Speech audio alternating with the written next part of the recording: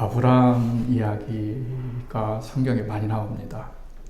창세기 주류를 이루고 있는 것도 아브라함이고, 마태복음을 읽기 위해서 첫 장을 피면은 아브라함과 다윗의 자손 예수 그리스도의 세계라 이렇게 말씀할 만큼 아브라함의 비중이 성경에서 굉장히 크다 이렇게 말할 수가 있습니다.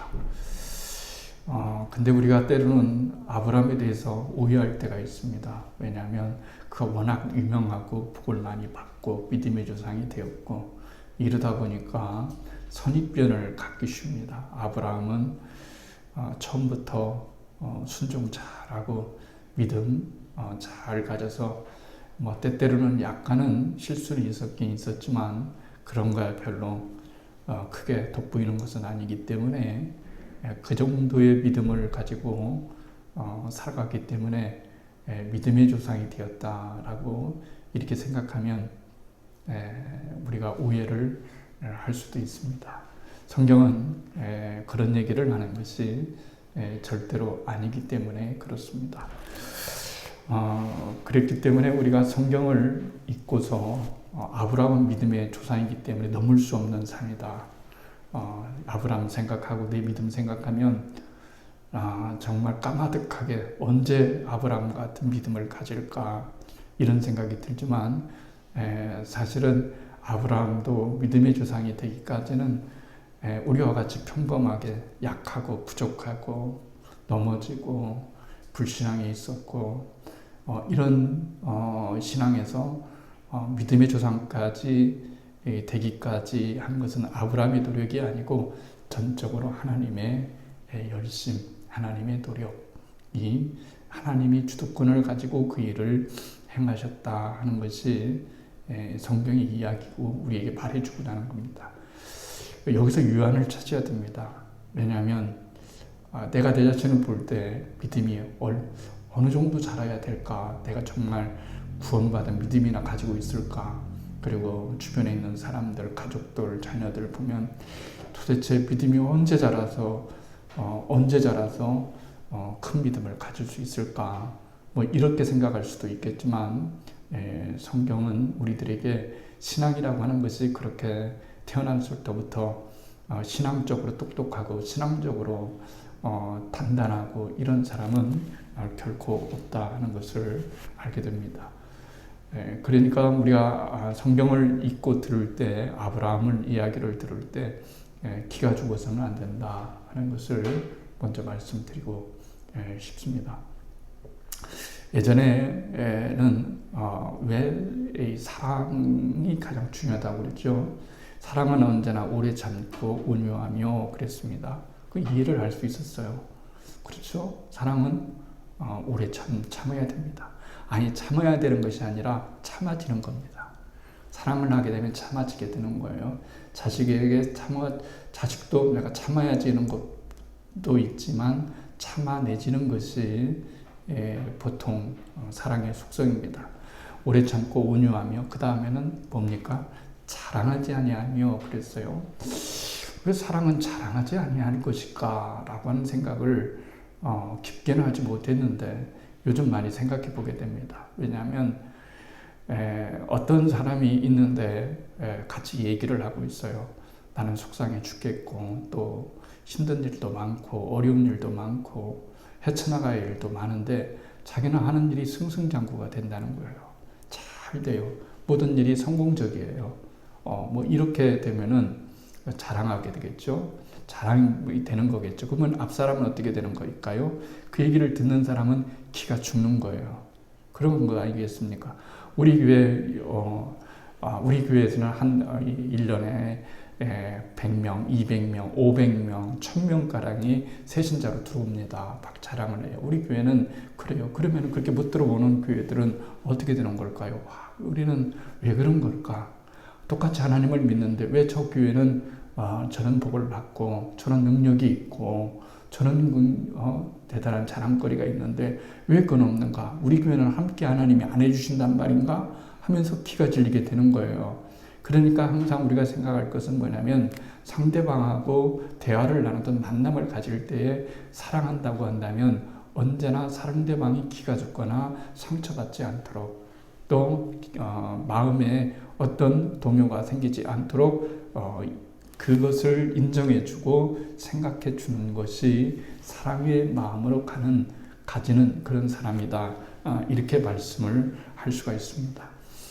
아브라함이 하나님을 언제 만났을까요? 그렇죠? 여러분은 하나님을 언제 만났습니까? 어떻게 만났습니까? 아브라함은 갈대아 우르라고 하는 곳에 메소포타미아, 그렇죠? 문명이 굉장히 발달된 것이죠. 메소포타미아 갈대아 우르라는 곳에서 처음 하나님을 만났어요.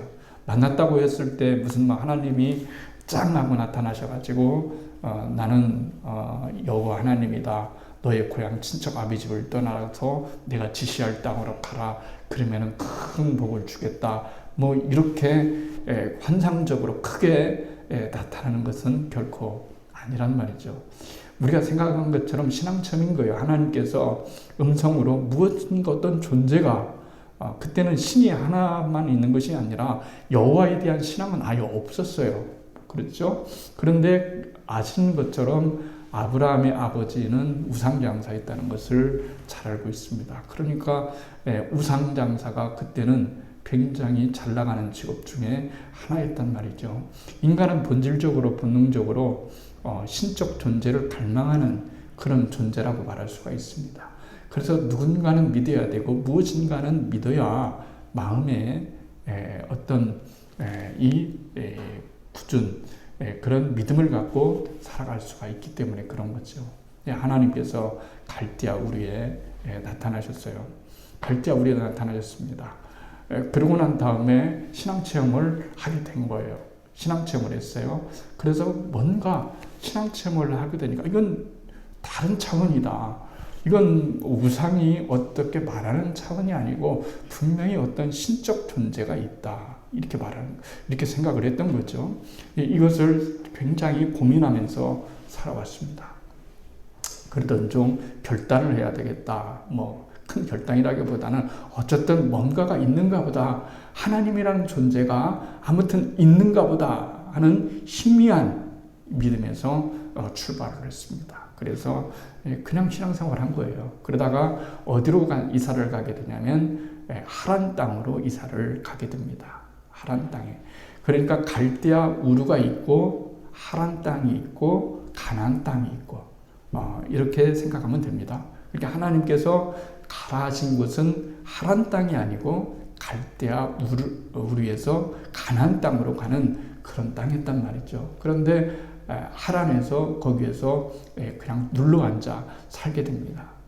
하나님이 그렇게 나타나셔서 가나안 땅에 들어가라 하셨음에도 불구하고 아브라함은 이 하나님의 말씀을 실행하지를 못합니다. 그리고 나서 거기에서 인생의 고비가 있었는데 아버지가 그것을 돌아가시는 거예요. 하란 땅에서 아버지가 죽습니다. 그리고 나서 거기서 다시 하나님께서 두 번째로 아브라함에게 나타나시는 거예요.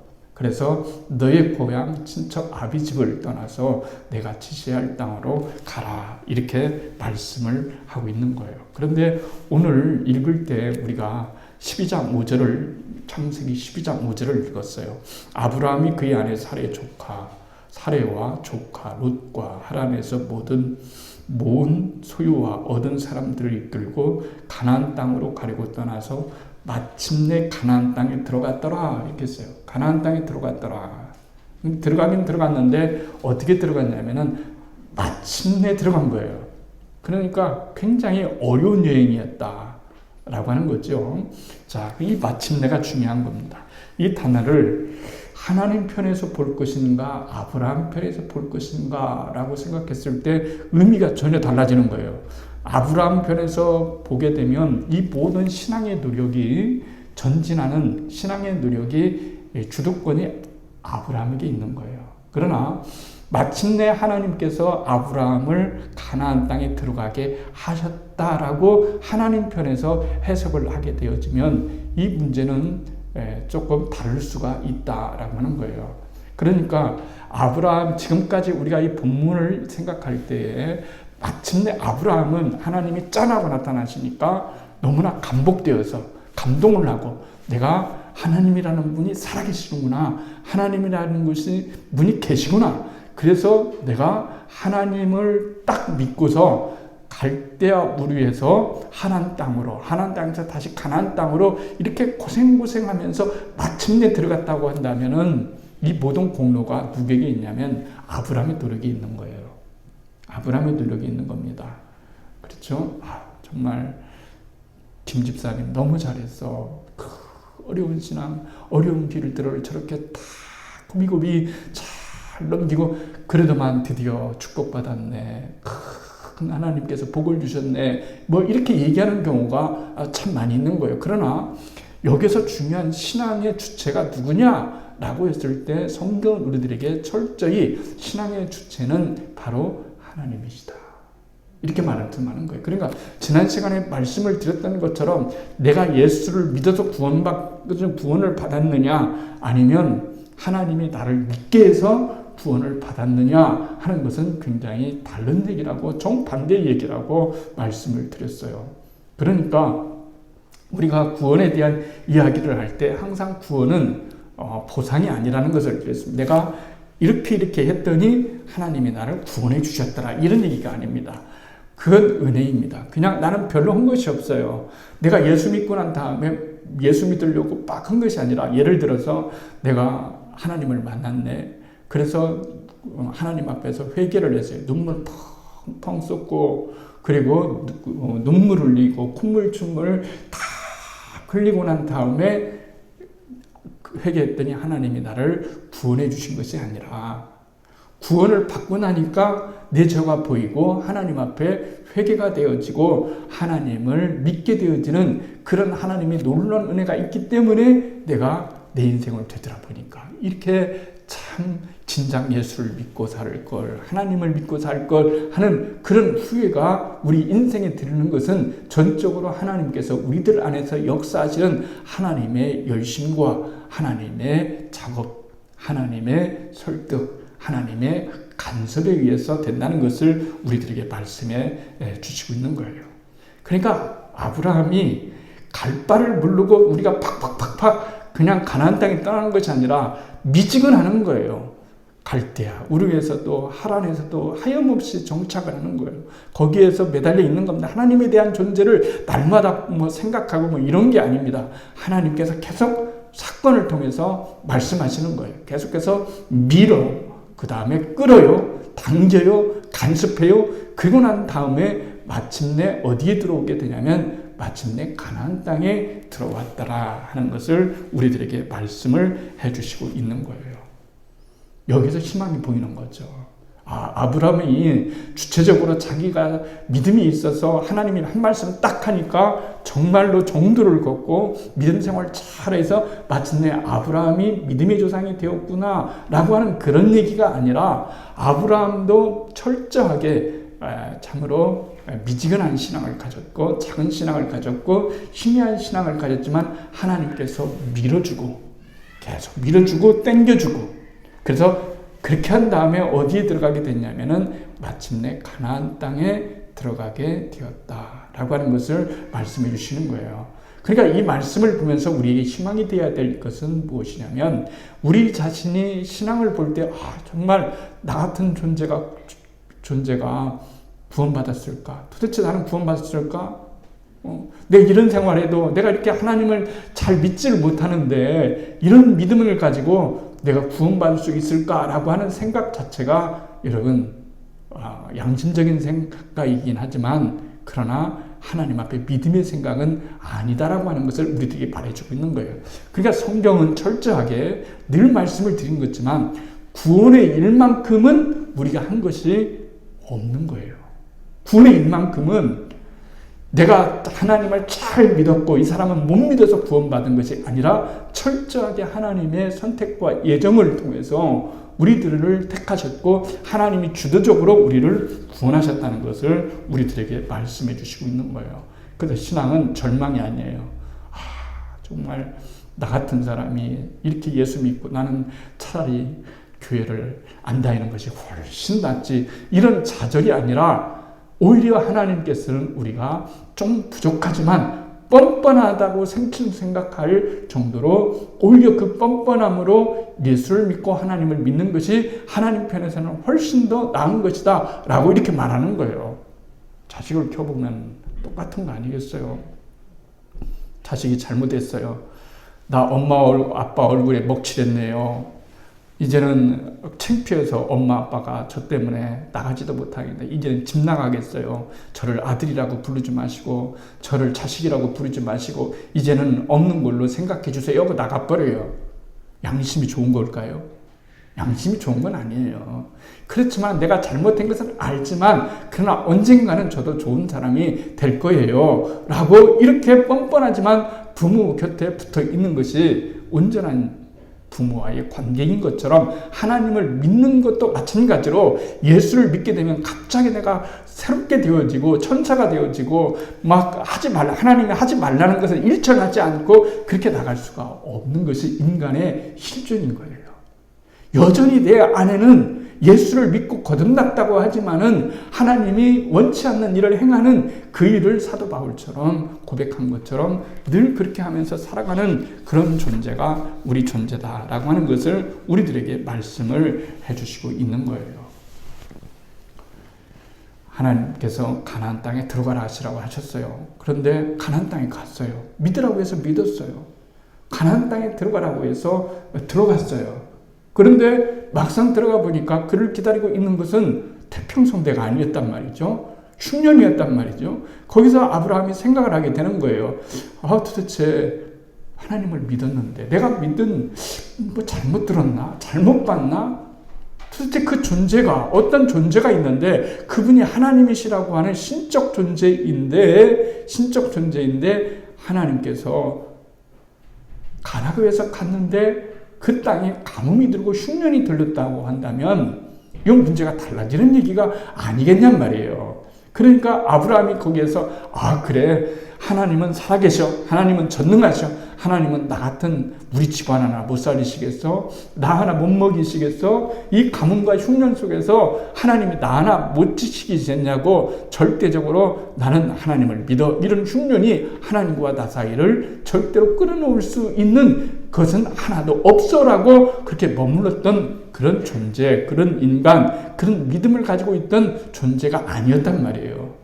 우리와 똑같이 어떤 일이 있으면 흔들리고 어떤 일이 있으면 하나님이 정말 나를 사랑하시는 걸까 사랑하시지 않는 걸까 하나님이 살아계시다면 왜 내게 이런 일이 있어야 되고 왜 내가 이런 일을 겪어야 될까라고 하는 고민을 아브라함도 똑같이 고민하면서 겪었기 때문에 성경은 우리들에게 아브라함을 얘기할 수가 있는 거예요. 너희들이 못 따라잡을 그런 대단한 그런 모범이 아니라 아브라함 또한 너희들과 비슷한 존재였다 라고 하는 것을 우리들에게 말씀해 주시고 있는 거예요. 우리는 보통 이 본문을 생각할 때 그렇게 생각할 때가 쉽게 생각할 때가 많아요. 도식이 그려져 있어요. 아브라함 가나안 땅에 들어갔다. 흉년이 들었다. 그런데 믿음이 없었다. 그래서 살려고 애굽 땅에 들어갔다.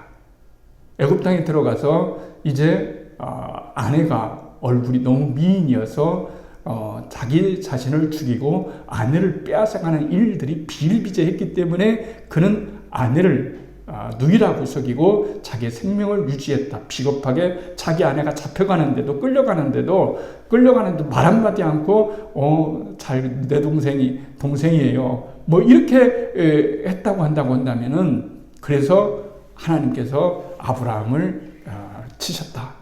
가나안 땅에 들어가지 말라고 했는데 가나안 땅에 들어가셨다.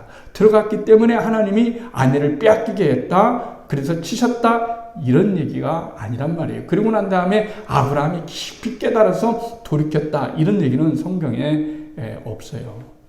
그건 우리들의 생각인 거예요. 여기서 아브라함이 돌이켰다는 말이 없어요. 아브라함이 내가 회개하면 다시는 아내를 누이라고 하지 말아야지. 그리고 가나안 땅 이 척박한 땅을 내가 떠나지 아니하고 내가 다시는 애굽에 들어가지 말아야지. 이렇게 결심하고 회개했다는 말이 성경은 하나도 없단 말이에요. 오히려 회개한 사람은 누구입니까? 엉뚱하게 바로예요. 바로가 회개한 거예요. 바로가 이거 큰일 났구나. 이거 이 여자하고 관계된 무엇이 있는가 보다. 갑자기 이 여자 하나가 데려오니까 정상적으로 아내라고 해서, 아내가 아니고 누이라고 해서 정당하게 데려왔는데 갑자기 그 하룻밤 사이에 바로의 집안이 난리가 난 거예요. 무슨 일이 일어난지는 모르지만 하나님이 바로를 치심해 그랬어요. 하나님이 치실 때는 누구를 치셔야 되냐면은 아브라함을 치신 줄 알았는데, 아브라함은 하나님은 하나도 건들지 아니하시고 치신 자는 누구냐면 바로 바로였단 말이에요.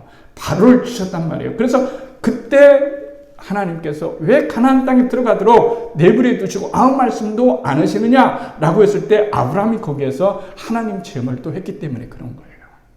중요한 것은 하나님을 체험하면서 하나님이 우리들의 삶 가운데 만나주시고 함께 해주신다고 하는 것, 그러면서 하나님이 그것을 우리를 설득하는 거예요. 너 일로 와봐 아브라함아, 네가 생각해도 잘못했지? 이렇게 하면 안 되는 거야. 이렇게 해서 설득하는 것이 아니라 하나님은 어떤 사건을 통해서 스스로 깨닫게 하시는 거예요. 그러면서 우리의 존재 자체가 믿음의 사람이 되어야 된다고 하는 것, 어떻게 해야 믿음의 사람이 되는가, 하나님의 뜻이 뭔가, 하나님이 어떤 분이신가를 오해 없이 받아들이는 그런 분이시라는 것을 우리들에게 말씀해 주시는 거예요. 그러니까 성경을 볼 때 어떤 글자가 더 크게 보이느냐 하는 것이 여러분 달려있는 거예요. 어떤 사람은 성경을 보면은 괜히 쓸데없는 구절에다 신경을 써요. 그렇게 별로 하나님이 그런 말씀에 별로 관심이 없는데 그런 데다 신경을 써요. 그런데 신경 쓸 필요 없어요. 근데 중요한 사실은 한 가지는 뭐냐면 하나님께서 아브라함을 설득을 하셨는데 하나님이 거기에서 내려갔을 때도 아브라함이 너 다시는 애굽에 내려가기만 해봐라, 혼날 줄 알아, 이런 말씀하지 않으셨단 말이에요. 대신 애굽에 들어가가지고 그는 무엇을 깨달았어요? 하나님의 간섭하심, 하나님의 위대하심을 깨달은 거예요. 가나안 땅에 안 내려갔다면, 가나안 땅에서 애굽에서 내려갔는데 그렇다고 해서 하나님께서 원하시지 않는 일을 하라는 것이 아니라 우리가 때때로 하나님이 원하시지 않는 일을 할 때에 그때에도 하나님은 우리들 가운데 나타나셔서 우리들 가운데 역사하셔서 하나님의 존재, 하나님의 능력, 하나님의 사랑, 하나님의 위대하심을 깨닫게 하신단 말이에요. 그러니까 거기에서 그가 깨달았던 건 뭐냐면 아브라함의 눈과 아브라함의 귀와 아브라함의 이 모든 생각 속에는 이 세상에서 가장 강한 사람은 이때까지 하나님이 아니시단 말이에요. 그가 어떤 존재인지를 잘 몰라요. 이 신이 나를 무엇인가 말씀해 주셨던 이 신이 나를 어떻게 해야 되고 어떤 존재인가를 잘 모르는 거예요. 그런데 하나님이 이런 사건을 통해서 자기 자신을 드러내는 계시하는 거예요. 나는 여기 있다. 하나님이 짠. 나는 살아있다. 짠. 이렇게 한다고 해서 믿음이 생기는 겁니까? 그런 건 아니잖아요. 이 하나님이 구체적으로 내 삶 속에 어떻게 일하셨으며 무슨 일을 하고 계시며 앞으로 무슨 일을 하실 수 있는 그런 능력과 사랑을 겸비하고 계신가 하는 것들을 깨달을 때 믿음이 여러분 생기는 거예요. 그러니까 아브라함이 가나안 땅에 들어가서 신앙 체험한 것은 뭐냐면 이런 거예요. 아, 이 세상에서 내가 살 때에 바로처럼 능력 있는 사람은 없는 줄 알았다. 바로는 모든 것이 다 가능한 거예요. 그 제국을 다스리고 있고 그 놀라운 그 일들을 하고 있는 이 바로 애굽의 왕, 이 파라오, 이 왕에게 대적할 사람이 도대체 누가 있단 말인가? 다 쩔쩔매는. 그런데 한 번의 신앙 체험으로 그 모든 생각이 다 정리가 되는 거예요. 아, 하나님은 바로보다 더 높은 분이시는구나. 하나님은 바로보다 더 능력이 있으신 분이시구나. 라고 하는 것을 깨닫게 되는 거예요. 아, 그러니까 내가 믿는 이 하나님을 믿어도 되겠구나. 의심하면 안 되겠구나. 내가 이분을 절대적으로 내 인생을 떠나서는 놓으면 안 되겠구나. 라고 하는 그런 믿음, 그런 신앙의 체험, 이런 신앙의 이런 일들을 경험할 때 비로소 뭐가 생기냐면 믿음이라는 것이 생기는 거예요. 이게 믿음이라는 것은 상품이 아니에요. 하나님 믿음 좀 주세요. 여기 믿음이 있다. 상품 하나 주고 2개 주고 이런 게 아니라 믿음이라는 것은 우리를 향한 하나님이 끊임없는 설득이고 그 설득에 대한 인간의 반응인 거예요. 하나님이 설득을 하셨어요. 그러면 우리는 예스라고 반응을 하는 거예요. 아, 정말 하나님은 그런 분이시군요. 하나님은 정말로 그런 능력이 많으시는 분이시군요. 하나님은 좀 잘못하면 패는 하나님이라고 이제 때리시는 치시는 하나님이라고 했는데 절대로 그런 분이 아니시군요. 하나님은 오히려 우리 편이 되어주시는 분이시군요. 잘못은 내가 했어요. 내가 거짓말했고 내가 내려갔고 내가 옳지 못한 행동을 했어요. 그런데 하나님이 때리는 것은 바로를 때리시고 나는 하나님이 보호하시고 하나님이 하나님 체험만 할 수 있도록 하나님의 놀라운 섭리를 우리들에게 허락하신다는 것이 오늘 본문의 얘기인 거예요. 그렇죠? 그러면서 바울이 그렇게 말하는 거예요. 아브라함이 하나님을 믿으니 하나님이 그것을 의로 여기시사 하나님이 그를 의로 여기시사 그를 구원하셨고 믿음의 조상이 되게 하셨다라고 하는 것을 말씀해 주시는 거예요. 구원의 이유 찾을 수 없어요. 하나님이 왜 나를 구원해 주셨을까? 하나님의 내 친구들 가운데는 똑똑한 사람도 많고 잘난 사람도 많고 그랬는데 왜 그랬을까? 이유를 몰라요. 저도 몰라요. 저도 학교 다녔을 때는 저보다 똑똑하고 잘났고 또 교회도 다니는 사람 저런 애들이 목사 돼야 되는데 이런 생각을 했는데 그런 애들은 목사가 안 됐고 저같이 하나님을 몰랐던 사람이 하나님을 알게 하시고 목사의 길을 들으신 거예요. 그 이유가 뭘까? 그런데 저는 몰라요. 그럼 뭘로 설명할 수 있을까요? 하나님의 은혜라고 하는 단어로 설명할 수가 있는 거예요. 그것이 하나님의 은혜란 말이죠. 그런 거예요. 이것이 생각하는 것이 중요한 거예요. 구원받은 이유는 내 안에서 찾을 수가 없어요. 그러면은 내가 구원받았다는 사실은 알 수 있을까요? 보통 이러잖아요. 죽어봐야 알지. 그거야 뭐 당연한 얘기죠. 죽어봐야 알죠. 죽어봐야 알죠. 그렇다고 해서 여러분 내가 서울에서 티켓을 부산 가는 것으로 끊었는데요. 차를 탔습니다. 차를 탔어요. 여러분 부산까지 갈 수 있을까요? 없을까요? 특별한 일이 없는 한 빵꾸가 나도 떼우면 되니까 차 사고 나면 옮겨 타면 되니까 갈 수 있어요. 그런데 가봐야 가는 거지. 뭐 이렇게 생각할 수는 없는 거잖아요. 그러니까 중요한 사실 한 가지는 무엇이냐면 우리가 구원받은 이유에 대해서 내가 왜 구원받았을까? 나 같은 존재가 왜 구원받았을까? 하는 것은 모르지만 구원받았다는 사실은 알 수가 있는 거예요. 어떻게 알 수 있을까요? 우리가 뭐 감별사입니까? 목사님 저 구원받았는지 좀 알려주세요. 저는 몰라요, 여러분들. 여러분이 알아요. 근데 누가 안다고 성경은 그럽니까? 자신은 안다라고 하는 거예요. 자신은 알아요. 마태복음 7장 22절과 23절을 잘 알잖아요. 그날에 많은 사람이 나더러 주여 주여 우리가 주의 이름으로 선지자 노릇하며 주의 이름으로 귀신을 쫓아내며 주의 이름으로 많은 권능을 행하지 아니하였나이까 하리니 그때에 내가 그들에게 밝히 말하되 내가 너희를 도무지 알지 못하니 불법은 행하는 자들아 내게서 다 떠나가리라 하리라 그랬어요. 자, 성경을 보았어요. 그러면은 어디 대목에서 어떤 말씀이 가장 핵심이냐는 것을 붙잡는 것이 굉장히 중요한 거예요.